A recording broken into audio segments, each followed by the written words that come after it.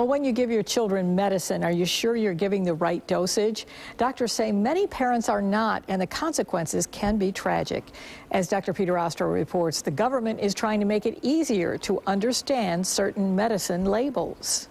Michelle Alba gives her 9-month-old acetaminophen when he has a fever or is teething, but she's not sure how much to give. You don't know if it's too little, if it's too much. That's because children's medicines with acetaminophen don't have instructions for kids under 2. The label says you should consult your doctor for infant dosages.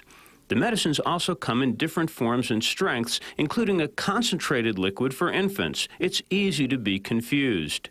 We not only need to use the right dose, but we need to use it at the right interval. If you take too much acetaminophen, it can damage your liver. More than 1,000 children under 6 were admitted to hospitals for acetaminophen overdose in 2009, and many of those could have been avoided if parents realized and used the correct dosages.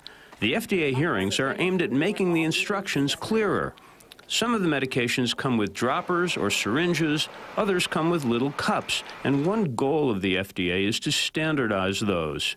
Standardizing a medication syringe, making one for all types of medication, making sure that it's clearly labeled is very important. Children's dosages are often listed according to age, but it's probably better to do it according to the child's weight, especially for infants. And that's the information you're likely to get when you call a pediatrician for advice. Adding weight-based dose instructions to the infant preparations is one of the things the FDA is considering. Knowing how much medicine you should give a child would be very useful. It would put a lot of new parents and parents in general at ease.